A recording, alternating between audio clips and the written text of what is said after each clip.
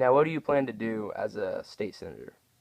Well, the first thing we do is constituent service. We have all these folks that are trying to interface with some level of government, and many times your state senator can go in between.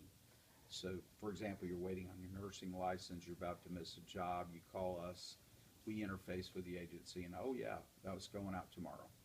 It's just a matter of helping solve problems for constituents, is job one. The next thing we do is set general policy for the future. I'm a big issue guy. If you got to protect life and liberty. I do a lot of work on Second Amendment issues, and the reason I do that, people think that it's all about the guns, but the Second Amendment, folks understand, it's about the freedom. It's about the freedom to take responsibility for yourself and others. That's a basic American freedom guaranteed in the United States Constitution. So we do everything we can to fight infringements.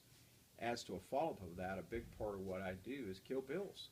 90% of things that get filed never get passed, and there's a good reason, because they create unintended consequences.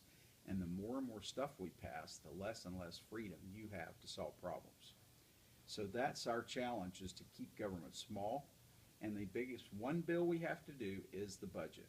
We have an appropriation that's about $86 billion. With that much money, you can do almost anything, but you can't do everything. All right. Can you tell us a little bit about yourself and what you plan to do after you're elected? Absolutely.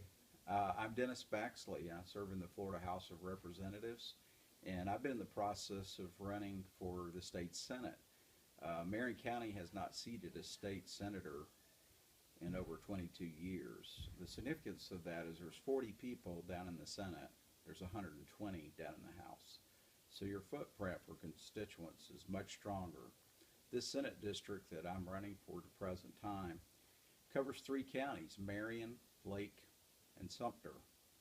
So my view becomes far more regional and what's good for the entire region, but always remembering that Marion County needs a seat at the table, particularly when we're doing the appropriations and we're down in the Senate. Well, you got 40 people to go around the room. Your leverage and opportunity to influence how the budget's distributed could mean millions to your home constituency. So that's what I'm looking forward to, is just having that bigger footing as things appear that affect our region and specifically Marion County.